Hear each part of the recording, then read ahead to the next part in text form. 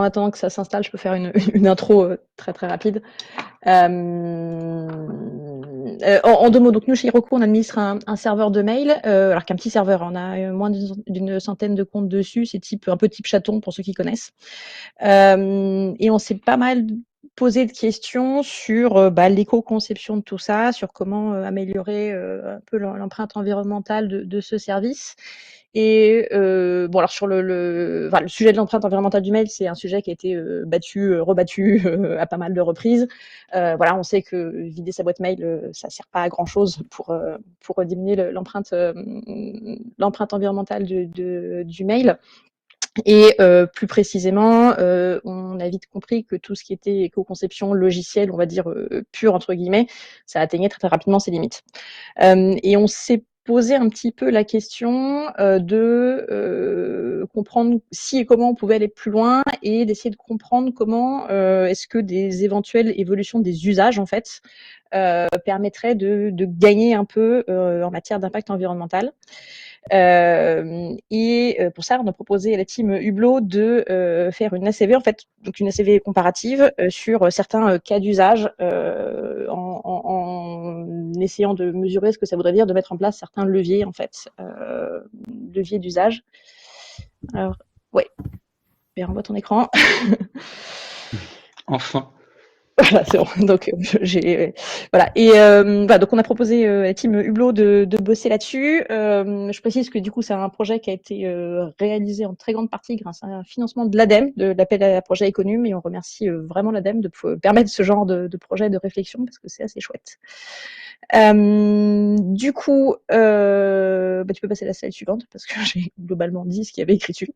Voilà. Du coup, ACV comparatif en fait entre un service mail basique qui est celui qui existe aujourd'hui et puis d'autres, et un service alternatif qui aurait mis en place en fait certains leviers. Et ce qu'on a regardé, c'est quatre leviers principaux. On a essayé de proposer des choix d'usage un peu différents, alors un peu peut-être un peu, je vais pas dire bizarre, mais un petit peu en rupture vis-à-vis du mail, qui est un truc très immédiat, complètement ubiquitaire dans nos vies aujourd'hui. On s'est posé la question de regarder, alors déjà, si première question, premier levier possible, c'est on donne un niveau d'urgence au mail, et on se dit, voilà, s'il y a un mail qui est non urgent qui est envoyé, et qu'on est sur un réseau 4G, 3G, 4G, 5G en données, on attend tout simplement d'être sur un réseau fixe, Wi-Fi, filaire, etc., pour l'envoyer, parce qu'on sait que ça consomme pas mal plus dans un cas que dans l'autre. Ça, c'était le premier levier. Deuxième levier, c'est pareil, on donne un niveau d'urgence au mail et on dit si un mail pas ou peu urgent est envoyé à un moment où l'électricité est très carbonée, et on attend un moment où il y a plus de solaire, d'éolien, ou en tout cas où le mix énergétique est moins carboné pour l'envoyer. Ça, c'est le deuxième levier. Troisième levier, on se pose la question du dimensionnement de l'infrastructure. Comment est-ce qu'on peut éviter des effets de pic? Ou pareil, si on envoie le message au moment où l'infrastructure est très sollicitée, on attend tout simplement que l'infrastructure informatique soit moins sollicitée pour justement éviter les effets de pic et éviter les surdimensionnements de l'infra. Et dernier levier, c'est d'essayer de maximiser la rétrocompatibilité du service avec les terminaux, donc de travailler indirectement sur les sujets de hardware. Voilà, donc 4 leviers qui ont été étudiés dans le cadre d'une ACV comparative, et là je laisse la main à la team Hublot du coup pour nous expliquer ce qu'ils ont fait. Donc c'est bien, donc merci Adeline, tu as expliqué un peu la genèse du projet, ce pourquoi vous êtes venu, et c'est vrai qu'on a discuté à la base autour de cette question que vous voyez ici, quel est l'impact ou quels sont les impacts d'une semaine d'usage de service mail avec mon service B comparé à mon service A ou comparé à un service alternatif. Et en fait, cette question, elle n'est pas suffisante pour déterminer la méthode avec laquelle on va pouvoir y répondre. Et donc, on s'est dit que ça pourrait être un très bon exercice, un très, très bon cas d'étude pour pouvoir tester plusieurs approches qui sont certaines très utilisées dans le secteur du numérique, certaines peu, pour quantifier ou évaluer les impacts environnementaux de services numériques. Donc là, vous voyez 3 approches qu'on a mis en place. Et là, l'idée, c'est de vous présenter chacune des approches, que vous compreniez à la fois les méthodes et à la fois les résultats qu'on peut avoir avec ces différentes approches, et les différents enseignements que ces approches nous donnent sur le cas d'études du mail et des leviers considérés. Donc les trois approches qu'on a prises en compte, la première c'est l'ACV attributionnelle comparative. L'ACV attributionnelle, c'est celle qui est la plus largement, voire quasiment l'unique qui est utilisée dans le secteur du numérique, qu'on a qualifiée d'approche comptable. Et si on reformule la question qu'il y a au-dessus dans cette approche, finalement, il s'agirait de savoir quelle est la part des impacts environnementaux du système mail ou du système global technique je peux attribuer à une semaine d'usage d'un service mail B comparé à mon service A, donc entre le service de référence et le service alternatif. Donc là, il s'agit vraiment comme une forme de budget, de pouvoir allouer des responsabilités environnementales au service A et au service B et regarder lequel a le moins de responsabilités environnementales. Ensuite, on reviendra en détail dans la présentation et ça sera illustré pour que vous compreniez mieux les différentes approches. Ensuite, on a la CV conséquentielle court terme, qu'on peut appeler approche physique. Là, l'idée, c'est de voir quels sont les impacts qui sont directement générés, donc c'est-à-dire quelles sont les conséquences environnementales directes générées par le fait d'une semaine de mail avec un service A et un service B. Donc là, on regarde réellement, physiquement, ce qui se passe quand on met en œuvre cette semaine d'usage de mail. Et ensuite, on a la CV conséquentielle long terme. Et comme dans l'approche conséquentielle court terme, on va également avoir cette idée de la conséquentialité. Qu'est-ce qui se passe réellement quand on met en œuvre cette fonction, quand on met en œuvre cette semaine d'usage du service mail. Sauf que là, on va aussi intégrer des dimensions socio-économiques. Et là, pour que ce soit intéressant, on va pas seulement regarder à l'échelle de l'usage du service mail, mais on va plutôt s'intéresser à la généralisation de l'approche. Donc, c'est quoi les impacts si je généralise les différents leviers proposés par Heroku.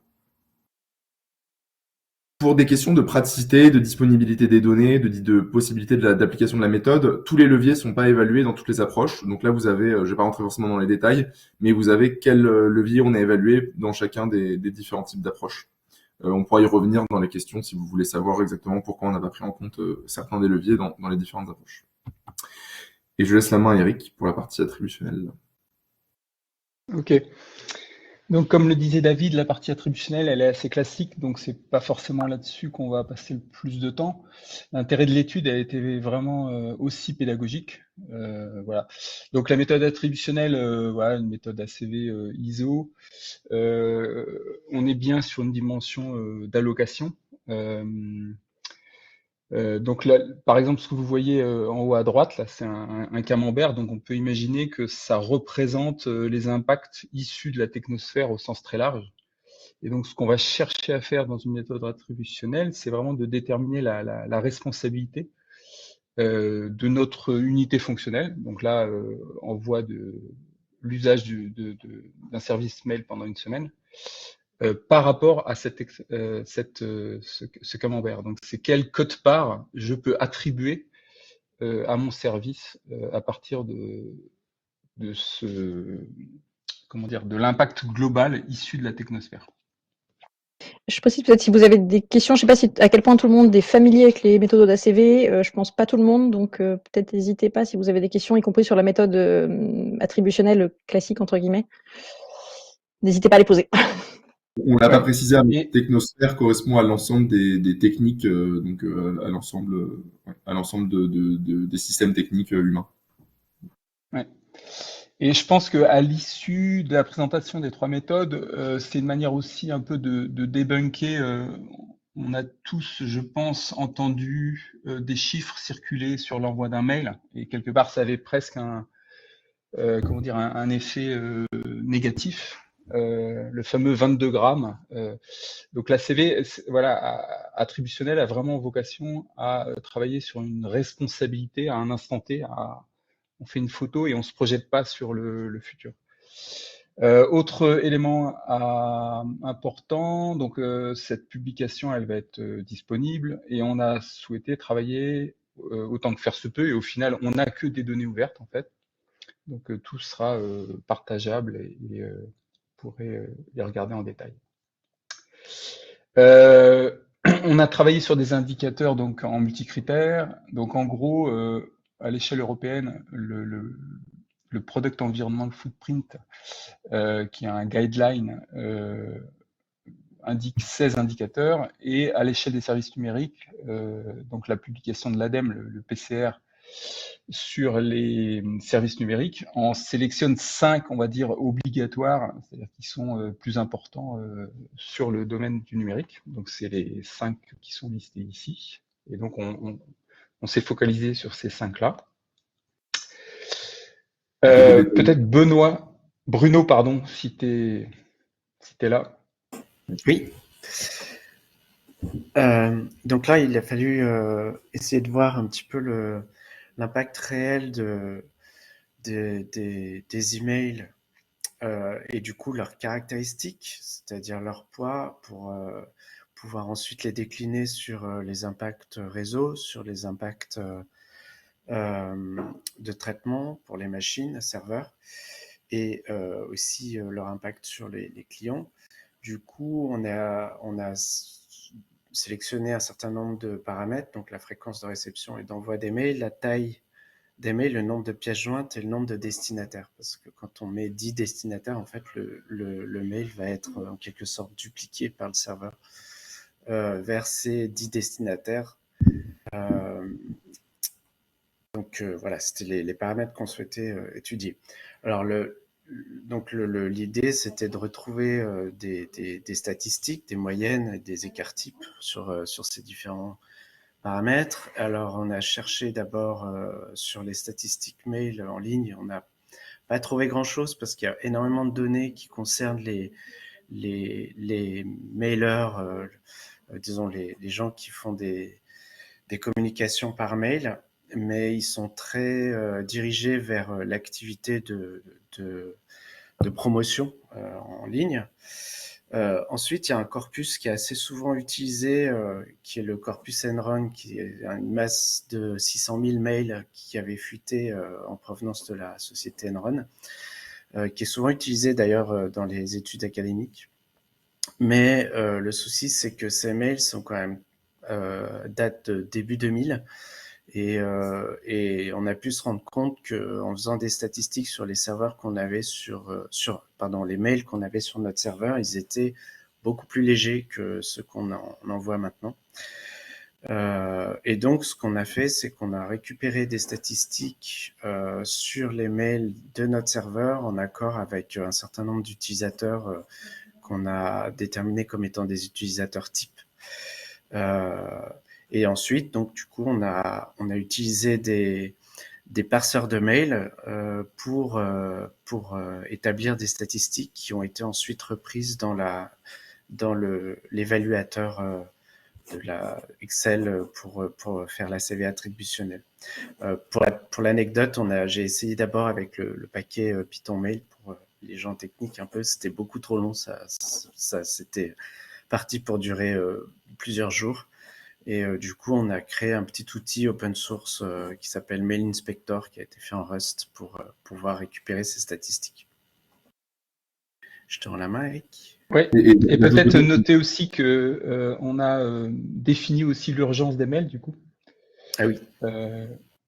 Pour utiliser le service alternatif qui, justement, avait des traitements différents en fonction de l'urgence des mails.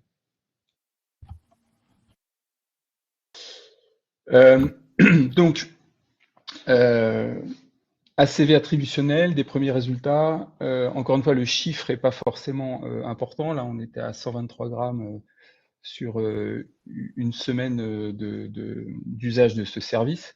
Ce qui est plus intéressant, c'est la répartition. Donc, on voit que les terminaux, donc la partie récepteur et émetteur, sont majoritaires sur la plupart des indicateurs, à part sur radiation ionisante et particules fines.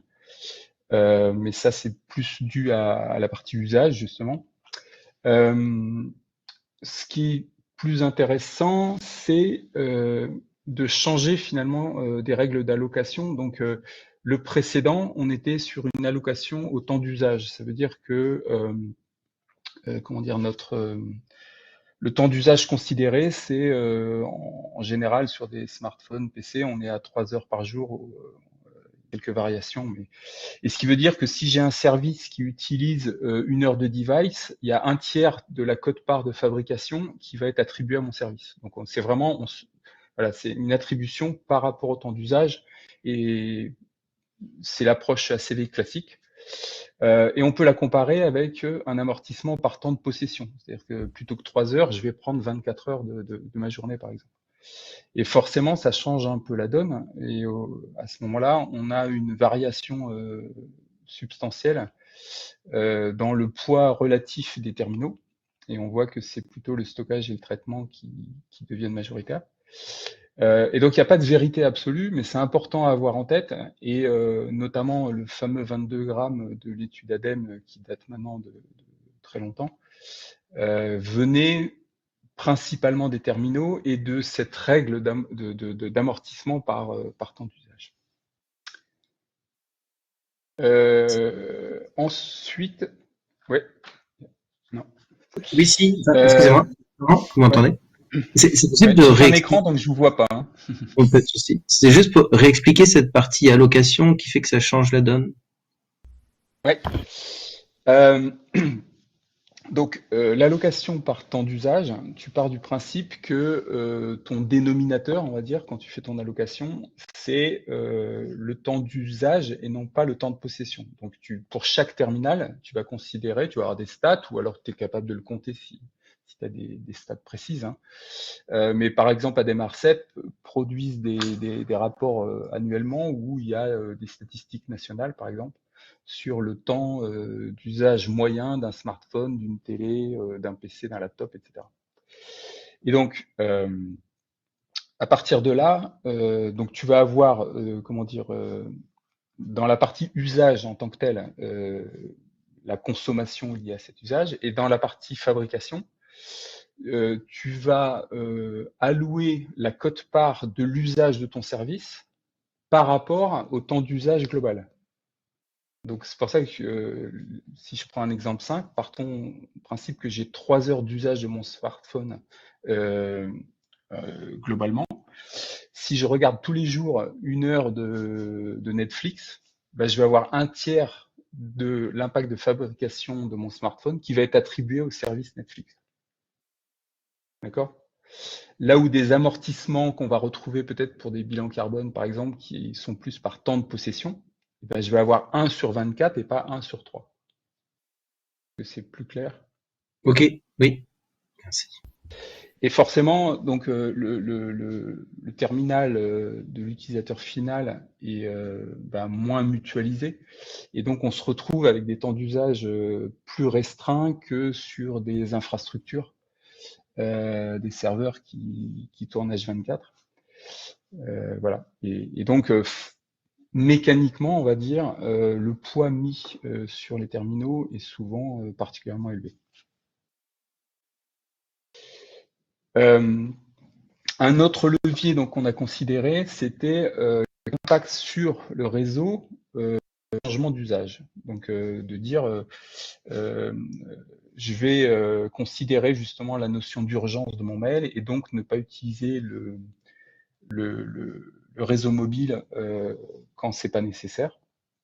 Donc là, l'approche est assez intéressante. On voit sur le premier tableau, c'est le gain juste sur la partie réseau. Donc on voit que sur le CO2, on est à 6%, mais à l'échelle de l'unité fonctionnelle, donc une semaine de mail, tout tiers confondu, c'est quasi, enfin c'est ultra marginal.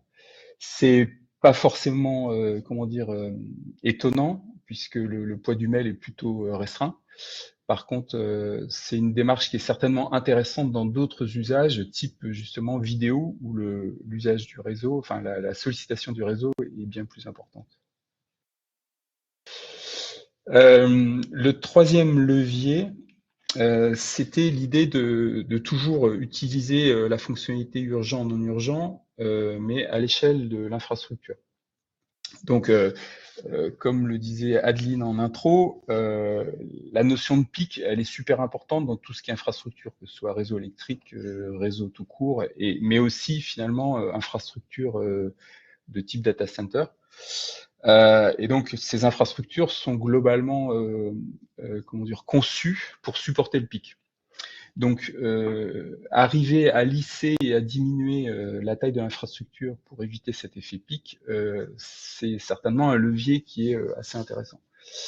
Et donc, pour simuler le modèle de lissage du pic, en fait, parce qu'on n'avait pas de données en tant que telles, on a fait une analyse de sensibilité, c'est-à-dire on a fait varier une hypothèse qui était le pourcentage de diminution de la taille de l'infrastructure. Donc, si finalement on avait plein de mails qui n'étaient pas urgents, on pouvait diminuer de 10%, de 22%, jusqu'à 50% la taille de l'infrastructure. Et donc, voilà, comment dire, cette analyse de sensibilité a influé sur la partie traitement, mais pas sur le dimensionnement du stockage qui, lui, reste identique, hein, bien évidemment. Et donc, on a des gains qui peuvent être relativement importants, de 34 à 49%, lorsqu'on diminue l'infrastructure de traitement de 50%. Donc ça varie en fonction des indicateurs. Donc ça, globalement, c'est un levier qui semble intéressant, quel que soit le service rendu. Et enfin, le quatrième levier, il permet de jouer sur, comment dire, un design, une conception de l'application qui ne va pas favoriser l'obsolescence des terminaux. Donc là aussi, pour évaluer le potentiel de cette comment dire, de co-conception vertueuse, on a effectué une analyse de sensibilité sur la durée de vie des terminaux. Donc on a ajouté une année ou jusqu'à 4 ans en fait par rapport à la durée de vie considérée dans les hypothèses. Et donc là, on voit qu'il y a une variation importante justement des impacts potentiels, donc des gains qui varient de 18 à 48%. Ça, c'est sur la partie terminaux, et même à l'échelle de l'unité fonctionnelle, donc globalement, on avait, par exemple, sur le potentiel de changement climatique, ça faisait varier de 11 à 28% de gains. Donc là aussi, ça semble être un levier intéressant, et voilà, la restriction, on y reviendra peut-être plus tard, c'est que on n'est pas le seul service utilisant ces terminaux. Donc, sur la CV... Oui. Question sur la slide précédente. Pourquoi il y a une différence aussi importante entre entre la référence et la première année? Et puis ensuite, c'est un petit peu moins visible sur les années suivantes. Comme si le gain a été réduit plus on augmentait le temps de vie.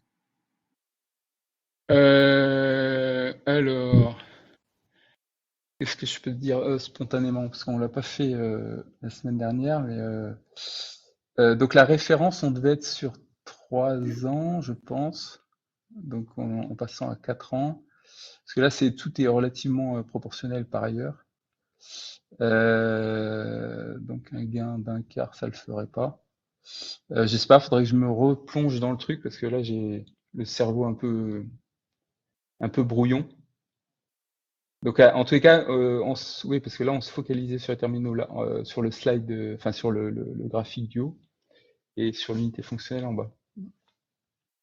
Je te répondrai. C'est qui a posé la question? Enfin, je répondrai sur. Ouais, ok, mais Mathieu. Mais... Ouais, je vais regarder le calculateur tout de suite après. Super, merci. Donc, les conclusions partielles, bon, encore une fois, on n'était pas forcément surpris, hein. L'idée, c'était d'amener par rapport à une ACV classique attributionnelle, c'était d'amener justement cette comparaison avec des changements d'usage, notamment cette gestion de l'urgence. Donc, on a malgré tout des conclusions assez classiques que les impacts sont principalement portés par les terminaux et à moindre mesure par l'infrastructure. Comme je vous l'ai dit, c'est important d'avoir en tête ces règles d'allocation, temps d'usage versus temps de possession. Et il n'y a pas une vérité absolue. En ACV, on utilise très souvent, parce que c'est une méthodologie qui est orientée service, donc c'est pour ça qu'on utilise le temps d'usage. Mais il faut l'avoir en tête quand on lit des conclusions d'ACV. L'impact du réseau est vraiment à la marge, mais cette notion de changement d'usage pour avoir un traitement asynchrone, par exemple, peut être vraiment intéressant pour d'autres services plus consommateurs de données. Cette histoire de pic, et on va y revenir dans les approches plus dynamiques, est à mon avis vraiment super intéressante. Et enfin, vu que les terminaux, c'est le plus fort des impacts, c'est clair que ne pas favoriser l'obsolescence de ces 10 terminaux est fondamental. Et la réserve, c'est que ces terminaux dépendent aussi d'autres services numériques et qui sont peut-être plus au centre que les mails. Voilà. Et je vais passer la parole à David. Merci Eric. Donc du coup là pour la plupart d'entre vous, je pense qu'ils connaissent la comptabilité environnementale. On vous a présenté une étude qui je pense est assez classique dans la manière dont on fait la comptabilité. Donc là l'idée c'est de vous présenter deux autres approches qui le sont moins et en particulier dans le numérique. Si on reprend le camembert qu'on avait avant, je sais pas si vous vous rappelez, en attributionnel, on considérait un camembert qui était fixe, un cercle parfait, et on essayait de partitionner le camembert dans toutes les fonctions qui étaient opérées par le système. Donc, admettons que camembert, c'est un système de mail. L'idée, c'est de savoir une semaine de mail, c'est quelle proportion de ce camembert. Là, dans l'approche conséquentielle, que ce soit long terme ou court terme, on va pas raisonner dans un système figé. Donc, le camembert, il va plus être parfait, il va être mouvant, il va bouger. Mais l'idée, c'est de comprendre comment le camembert bouge, donc comment les impacts sont modifiés, comment le système est modifié et cette modification mène à des impacts supplémentaires à la suite de la mise en œuvre de l'action qu'on essaye d'évaluer. Donc là, approche dynamique, on met en œuvre une action et on regarde la conséquentialité et l'impact de ces conséquentialités. Dans l'approche conséquentielle court terme, la spécificité, c'est qu'on va s'intéresser seulement à la dimension, aux modifications physiques qui sont apportées par l'action considérée. Et on va raisonner avec un concept qui s'appelle la marginalité, c'est-à-dire on va imaginer par comparaison qu'est-ce qui se serait passé si on n'avait pas fait l'action considérée. Donc en gros, on va comparer à une situation dans laquelle on n'aurait pas envoyé des mails pendant une semaine avec une situation où on le fait. Et on peut aussi le considérer ici en particulier dans une situation où on le fait avec un service A et avec un service B. On prendra, comme on est dans une approche marginale, on va pas prendre en compte l'impact existant de toutes les infrastructures. Donc, par exemple, l'impact à la fabrication, on va pas le prendre en compte parce que le fait d'envoyer des mails ne va pas induire l'achat ou la construction de nouvelles infrastructures. Parce que là, on est vraiment à une échelle court terme, donc on va pas prendre en compte la mobilisation de nouvelles infrastructures. Et donc, on va juste regarder les impacts marginaux. Dans le numérique, les impacts marginaux, c'est principalement la consommation électrique. Et ensuite, les impacts de la consommation électrique, c'est les impacts marginaux liés à la production de l'électricité utilisée. Donc, l'idée, c'est de vous montrer plusieurs sur les différentes dimensions du numérique comment on peut utiliser cette approche conséquentielle court terme. Et un premier exemple, ça va être sur le réseau. Alors, je sais pas si vous avez déjà vu des courbes comme ça, mais ici, c'est une courbe qui permet de modéliser la consommation d'électricité d'un équipement réseau. Et ce qu'on voit, c'est qu'il y a une part de la consommation électrique qui est fixe, c'est-à-dire peu importe le niveau d'usage de cet équipement réseau, peu importe la quantité de données que cet équipement réseau transmet, cet équipement va consommer une part fixe. Et ensuite, on a une part variable, et cette part variable, c'est ce qu'on appelle la consommation marginale, qui va être dépendante de l'usage qui est fait de cet équipement, donc de la quantité de données que cet équipement transmet. Dans l'approche attributionnelle, ce qu'on va souhaiter faire, c'est prendre l'ensemble de cette consommation et la diviser entre toutes les activités que l'équipement réseau permet de mettre en œuvre. Dans l'approche marginale, donc dans l'approche conséquentielle court terme, on va juste s'intéresser à la partie marginale, donc à la partie qui est au-dessus, et on va pas considérer la consommation fixe. Pourquoi ? Parce qu'on raisonne dans un système dynamique et on se dit qu'est-ce qui se serait passé si je n'avais pas envoyé le mail ou si je n'avais pas envoyé des mails pendant une semaine. Cette consommation fixe, elle serait restée puisqu'elle n'est pas dépendante de l'envoi ou non de mails. Donc c'est ce qu'on a fait dans l'étude sur la partie conséquentielle court terme. On s'est juste intéressé aux consommations marginales et on n'a pas non plus considéré l'impact de la fabrication des équipements, puisque pareil, on considère que l'infrastructure est déjà en place et que ces impacts ont déjà été mis en place. Et le fait d'envoyer une semaine de mail ne va pas entraîner la mise en œuvre de nouveaux équipements. C'est la spécificité du court terme. On raisonne à infrastructure figée. C'est-à-dire, on va pas mettre en œuvre de nouvelles infrastructures. On va juste regarder comment les infrastructures en place vont être modifiées par la mise en œuvre de l'action.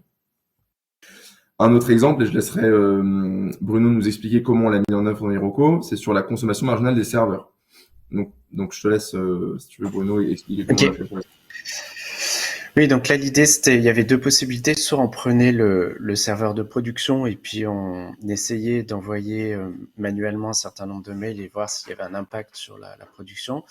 Le problème, c'est que les mails, ils arrivent, ils sont envoyés et reçus de manière très irrégulière. Et par ailleurs, quand on les envoie, ils sont aussi très différents les uns des autres. Il y en a qui ont des pièces jointes, il y en a qui ont beaucoup de destinataires, d'autres beaucoup moins. Donc, la consommation de la machine, elle est très variable. Et l'autre possibilité, c'était de simuler une consommation standard et de calculer cet écart. Donc, c'est cette possibilité qu'on a choisie. Donc là, on a du coup créé un injecteur de mail en utilisant un serveur isolé de test et on a induit une charge à la fois en envoi, donc avec un serveur SMTP, et en réception avec un serveur email. Donc là, il y a le petit schéma de comment l'injecteur fonctionne. Et puis, si ça vous intéresse, on a aussi créé un petit projet open source sur GitHub qui s'appelle Mail Tempest, parce que on n'a pas trouvé d'injecteur de mail. Autant il y a beaucoup d'injecteurs de trafic HTTP, de trafic web, mais sur le mail, il n'y avait pas grand-chose. Et donc, c'est comme ça qu'on a procédé, c'est-à-dire qu'on a fait de l'injection assez régulière de mails, et ensuite, j'envoyais manuellement 10 mails pendant 1 minute, et ensuite, on faisait une moyenne en notant bien l'heure de début d'envoi et l'heure de fin d'envoi. Et ça nous permettait de faire un delta entre la période où j'envoyais des mails et la période où j'envoyais pas de mails. Voilà, c'est tout. Je te repasse la main, David. Et donc, en faisant cette différence, on simule effectivement une consommation marginale, puisqu'on regarde qu'est-ce qui se serait passé si le serveur n'avait pas fait traiter des mails et quand le serveur traite des mails. Et donc, on se retrouve à une consommation marginale par mail, vous voyez, de 0,002 Wh par mail. Alors, cette approche, elle est très simpliste et en fait, ça serait difficile de faire autrement puisqu'on traite des consommations de traitements qui sont extrêmement petits.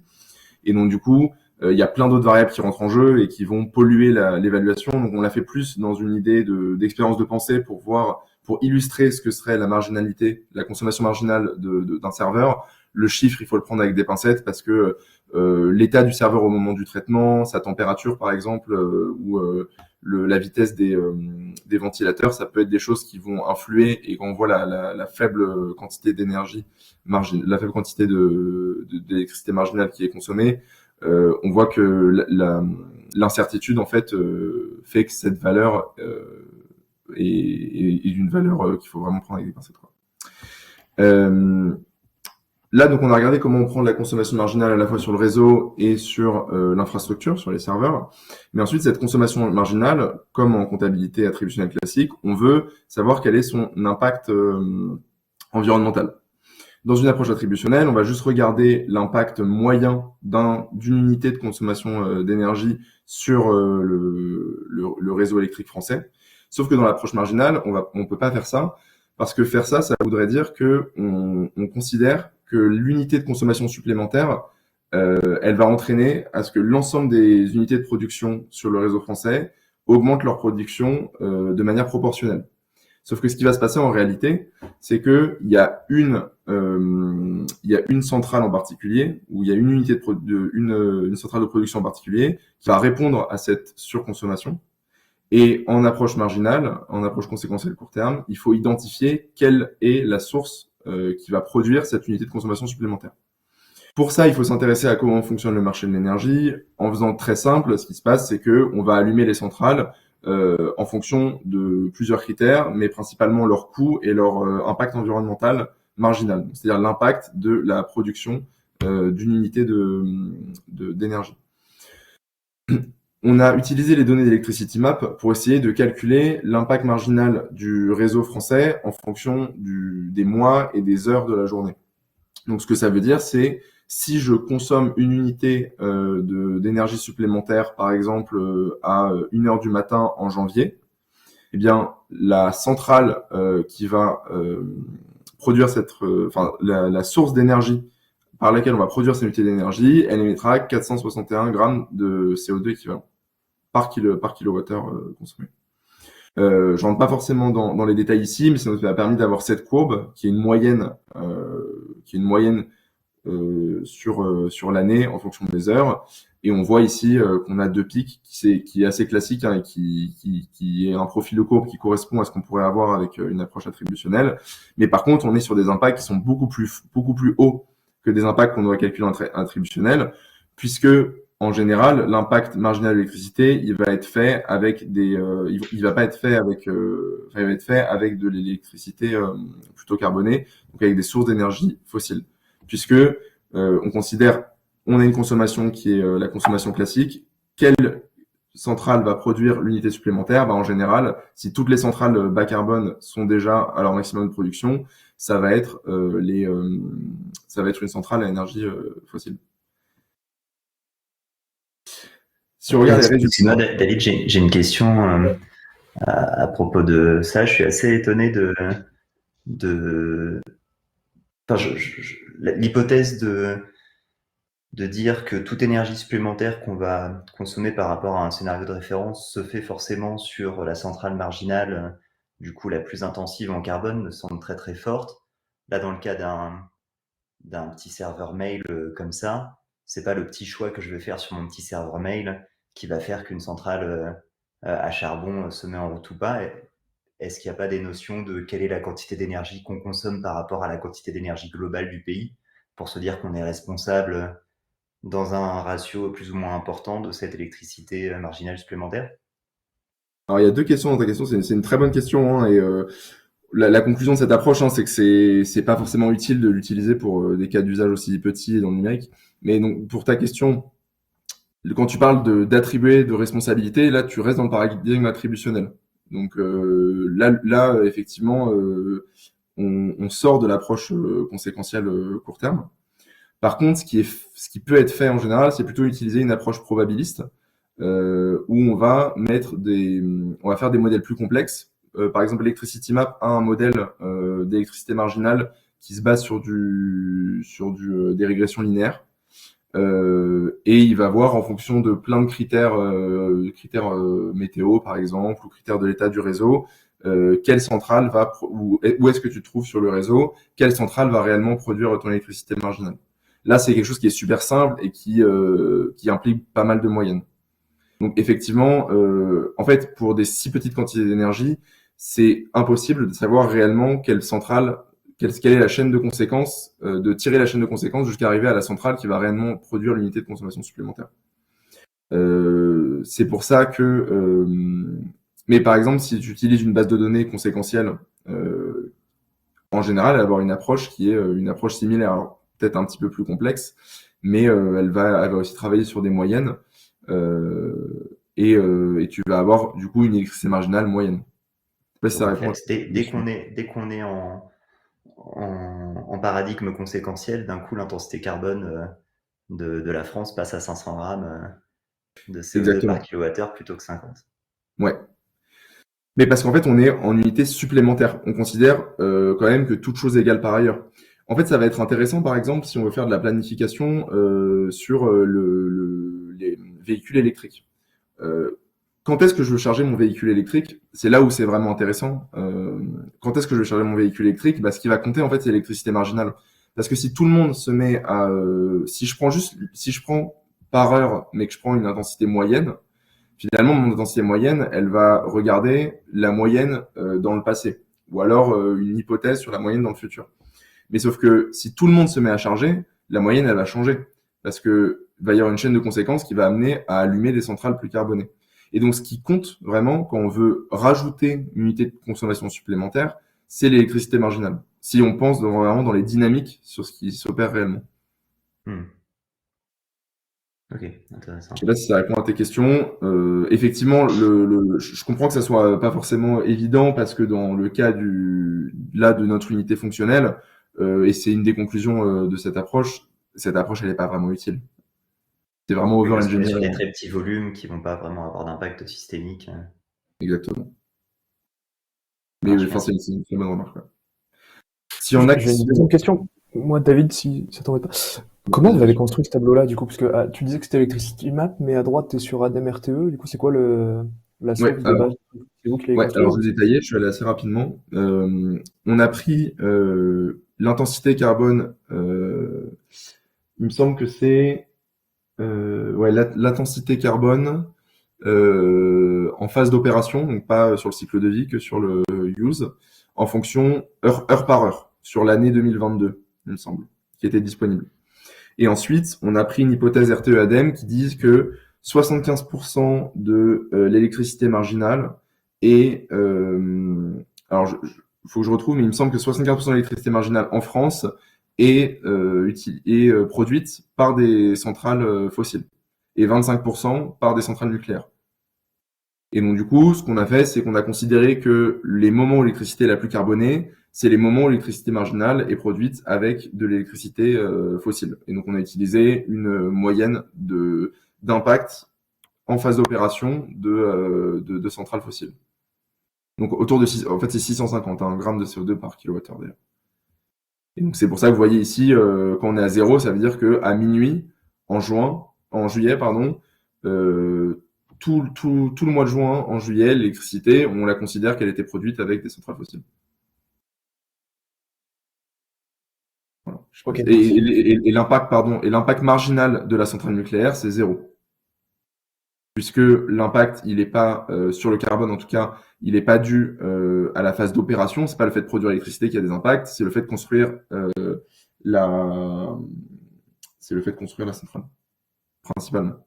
Alors on pourrait avoir une approche un peu plus dynamique en considérant qu'est-ce que ça implique sur le marché d'utiliser du combustible pour une centrale nucléaire. Ça va probablement amener des demandes marché, des incentives sur le marché pour produire plus d'uranium. Donc on pourrait quand même ajouter cette chaîne de conséquentialité.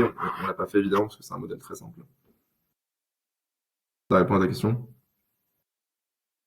Yes, merci. Alors si on regarde les résultats, en fait on se rend compte que c'est ce que je disais avant, cette approche, elle est un peu absurde dans la plupart des services numériques. Parce qu'en fait, le problème principal des services numériques, en général, alors, il va y avoir des choses particulières, je pense par exemple à l'entraînement d'IA ou autre, mais le principal problème, c'est les infrastructures, en fait. C'est la construction et l'opération des infrastructures existantes et le dimensionnement des infrastructures pour le pic. Et donc, en fait, si on regarde l'impact dans le scénario de base,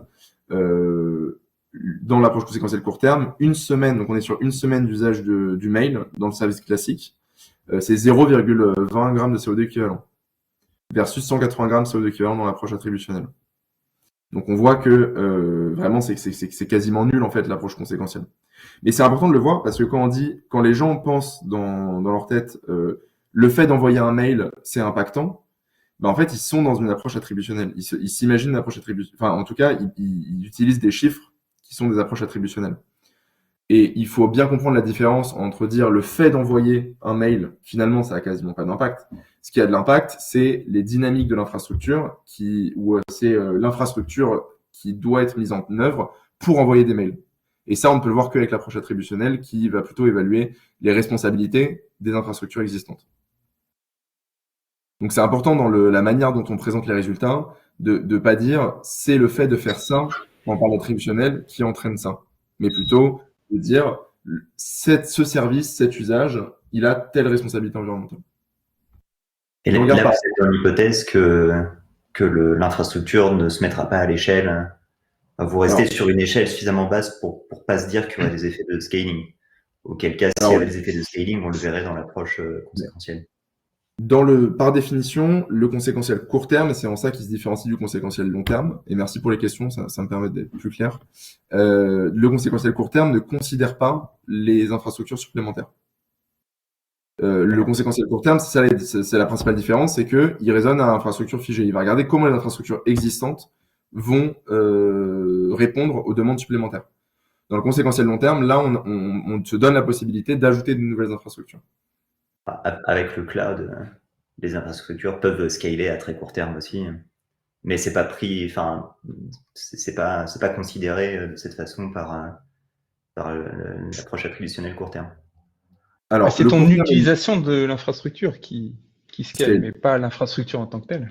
Là, si, l'infrastructure peut scaler en fonction de l'usage. Tu remets des racks, ça veut dire? Tu as des services qui, à l'heure, si d'une heure à l'autre, tu n'as plus d'usage, hop, tes VM disparaissent. Mais ça, c'est relativement à quoi? Mais ça, c'est relativement à... C'est ta vision du service, c'est virtuel. Dans le réel, l'infrastructure, elle reste figée. Quand je dis infrastructure figée, c'est vraiment l'infrastructure physique. Google n'a pas installé un rack supplémentaire et créé un nouveau data center. Ok. Après, le court terme. Ouais. En effet, Google n'a pas changé son infrastructure. Ça me paraît difficile de complètement séparer l'attributionnel et le conséquentiel quand on se parle de VM dans le cloud. Mais ok, j'entends qu'effectivement l'infrastructure Google n'a pas changé. Excuse-moi, David. Ouais, vas-y. Une petite question. Alors, là, moi, je suis pas du tout SVI, donc j'essaye de suivre tout à l'heure et j'ai une boîte de Doliprane à côté. Mais je reprends un petit peu de hauteur. Et là, sur la phrase que tu as donnée, ou peut-être que je l'ai mal compris, tu as dit, bon, effectivement, dans la CV conséquentielle, en fait, on voit que les impacts des mails, finalement, c'est peanuts, puisqu'en fait, les infrastructures sont déjà existantes. Conséquentiel court terme. Tu prenais l'exemple, tu vulgarisais là sur le fait de dire, tiens, quand les gens ils disent, en fait, envoyer un mail, ça consomme, du coup, par rapport à la CV conséquentielle, non, c'est peanuts. C'est plutôt, du coup, dans l'approche attributionnelle où là, effectivement, on a des infrastructures nécessaires pour envoyer les mails et c'est ça qui a un impact. Mais du coup, quand tu dis ça, moi, la question que ça m'amène en essayant de revulgariser les choses, c'est que je me disais, quand les gens se disent, envoyer un mail, ça consomme. Finalement, est-ce que la question, c'est pas de se dire, là, par rapport au réseau 4G là, que tu prenais, la consommation énergétique de ce réseau, est-ce qu'on sait dire, ce réseau, effectivement, il est déjà en place, mais de manière générale, il est utilisé à tant de pourcentage pour de l'envoi de mails versus de la téléphonie IP ou versus du streaming, etc. Pour justement répondre à cette question, quand on dit, tiens, envoyer un mail, ça consomme, en fait. Ouais. Oui, ça demande des infrastructures, mais est-ce que finalement, ces infrastructures s'utilisent 5% des infrastructures existantes et donc le mail, fait, c'est peanuts, c'est pas dessus qu'il faut se battre. Mais alors honnêtement, et je pense qu'on va arrêter sur je vais passer la série conséquentielle à court terme. C'est vraiment une expérience de pensée pour vous montrer justement que ça n'a pas de sens de l'utiliser dans le numérique. Hein. Effectivement, c'est juste pour montrer en quoi elle diffère de l'attributionnel et montrer vraiment quelles sont les caractéristiques de l'attributionnel. Et par contre, ce qui va être intéressant, c'est plutôt le conséquentiel long terme. Alors, si vous me permettez, je passe dessus et si vous voulez regarder, si on a le temps de repasser sur les leviers, mais les leviers donnent à peu près les mêmes conclusions hein, que l'attributionnel, mais avec des volumes beaucoup plus bas. En fait, le conséquentiel long terme, lui, il est plus intéressant parce que là, on va justement se demander quelles sont les conséquences sur les infrastructures et les conséquences socio-économiques. Et donc, on se demande, et c'est beaucoup plus intéressant dans le numérique, si je mets en œuvre ce service ou si je mets en œuvre ces changements d'usage, comment les phénomènes socio-économiques et les infrastructures sous-jacentes vont évoluer. Et quand tu fais du conséquentiel, en tout cas dans le numérique, c'est cette approche qui doit être mise en œuvre et pas le conséquentiel court terme, qui n'a pas forcément d'intérêt. Et donc pour le conséquentiel long terme, dans cette étude, alors c'est pas aventuré sur la partie quantitative encore, mais on l'a fait plutôt de manière qualitative en faisant des graphes de conséquences. Donc on a fait un atelier un peu de co-construction pour comprendre les chaînes causales qui pouvaient être engendrées par le fait de mettre en œuvre, de généraliser un service Heroku V2 qui intègre les différents leviers considérés et de voir quelles seraient les chaînes causales qui seraient induites par ce déploiement. On présente les résultats sous forme de graphes de conséquences. Alors pour ceux qui sont pas forcément à l'aise avec les graphes, c'est vraiment des causes-conséquences qui sont reliées par des flèches. Quand vous voyez un plus, ça veut dire que plus la quantité de causes est grande, plus la quantité de conséquences est grande. Et à l'inverse, quand c'est un moins, plus la quantité de causes est grande, moins la quantité de conséquences est grande. ou plus la conséquence est petite.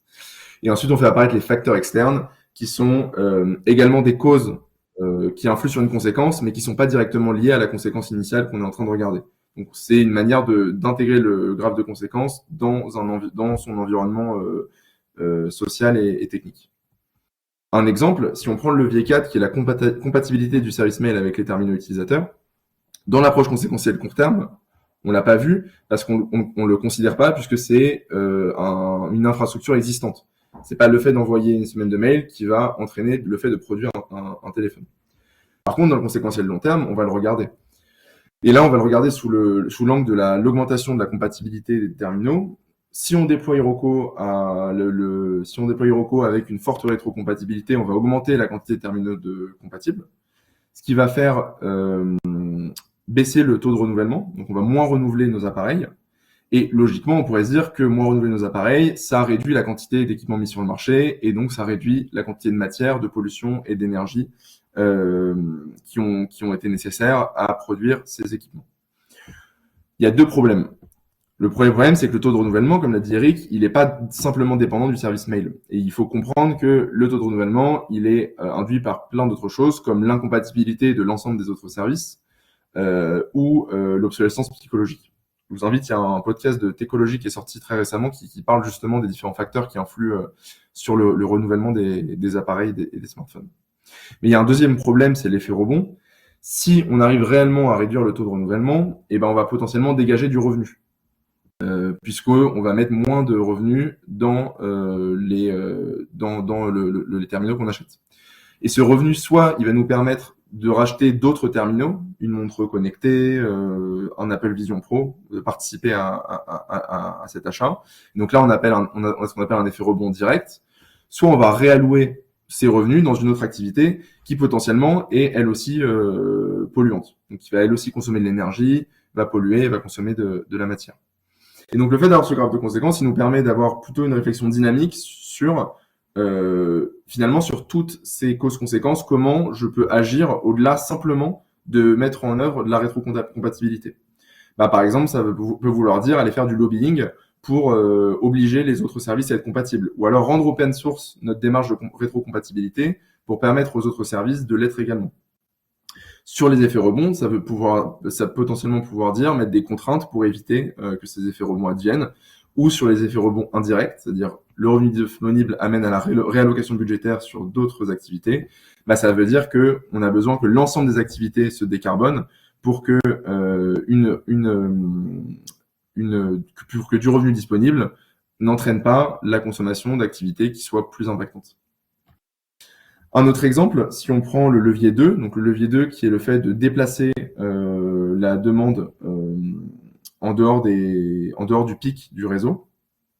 Donc déjà, on va regarder ce que c'est le problème du pic. Donc en énergie, en fait, par exemple, vous voyez qu'il y a en général deux pics, un pic le matin et un pic le soir, un pic de consommation d'énergie. Et ce que ça veut dire, c'est que les infrastructures, elles doivent être dimensionnées pour atteindre ce pic.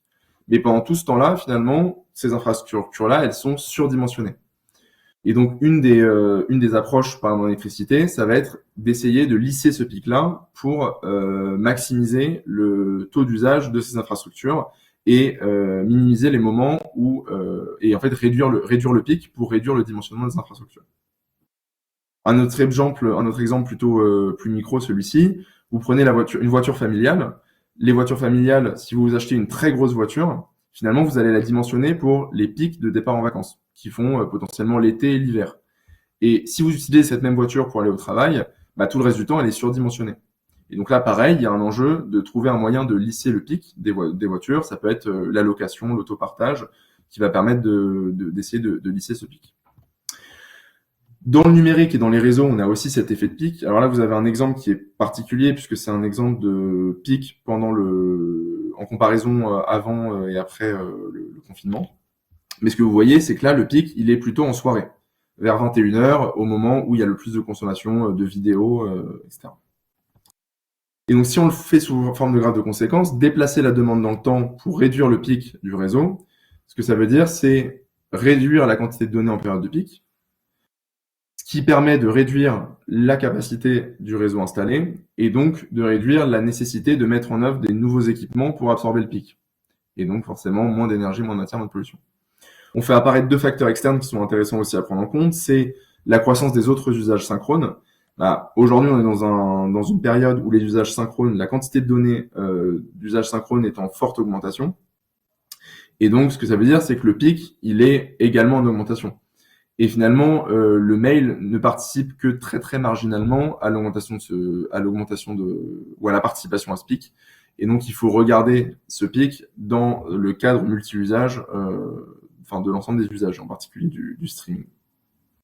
On fait apparaître un autre qui est également l'augmentation de l'efficacité énergétique des équipements numériques.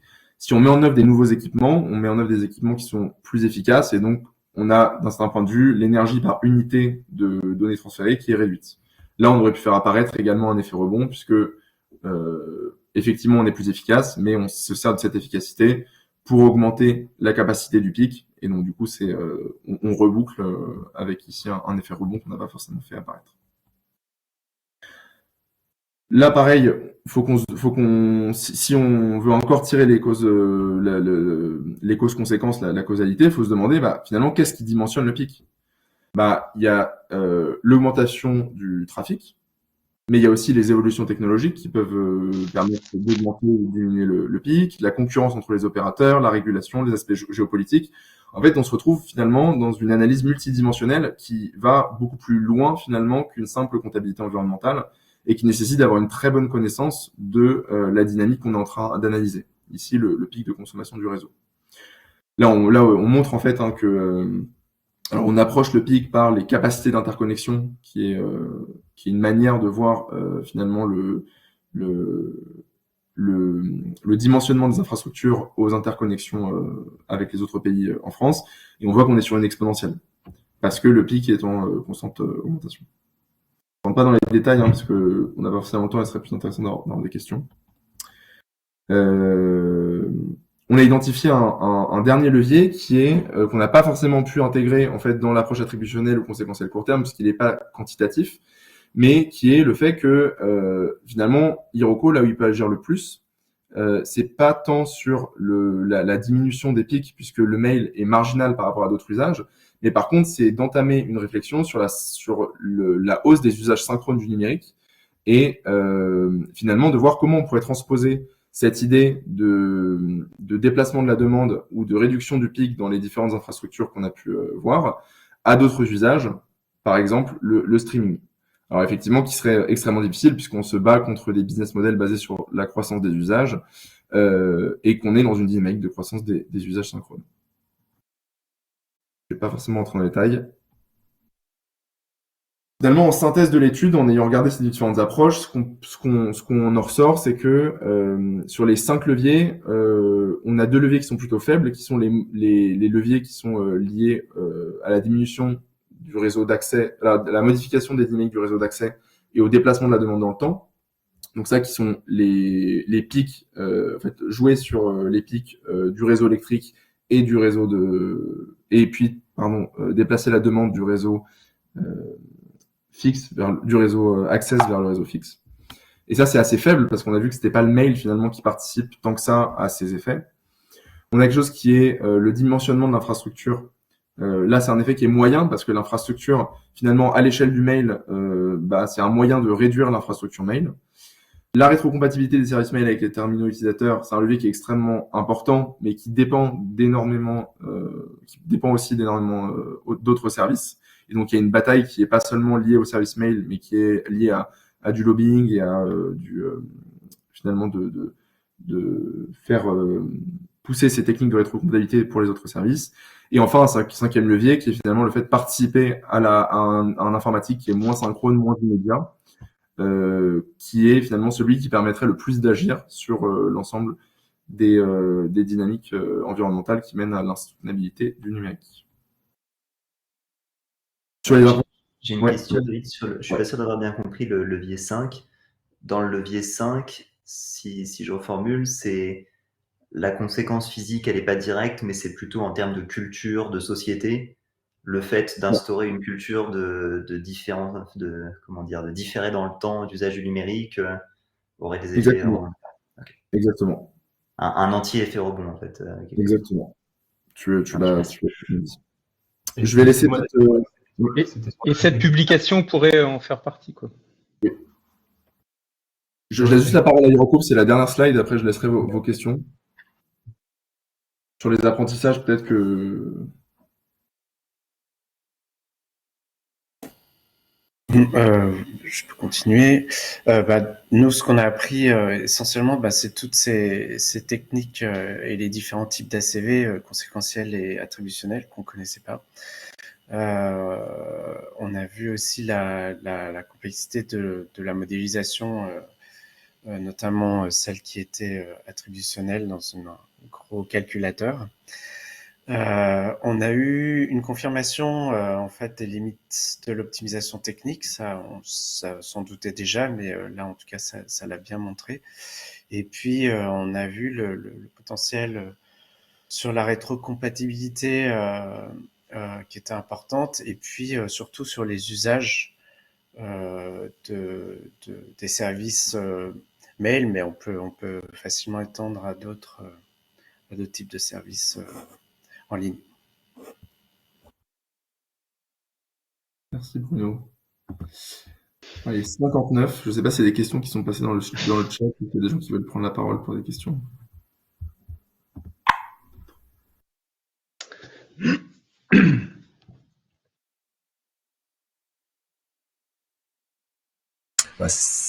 N'hésitez pas, hein. On est bientôt à la fin, mais vous avez encore la possibilité de poser quelques questions. On peut peut-être rajouter un lien vers la méthode Adam Projet, où les arbres de conséquences sont assez bien expliqués.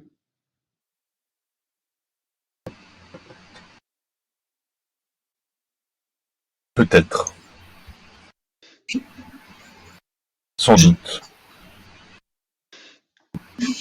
Juste pour être sûr d'avoir compris la reformulation, enfin le dernier levier, on est d'accord que finalement c'est plus les actions en dehors, enfin celles qui permettraient d'éviter les effets leviers, pas les effets rebonds, donc des démarches qui seraient en dehors du service lui-même, autre que le service de provisionner des services de mail, quoi. Oui. Ok. On est plus sur, effectivement, en fait, inspiré à à de nouveaux usages du numérique. Donc, il passerait pas du tout par des leviers techniques, hein, mais plus par du lobbying, de la sensibilisation, etc.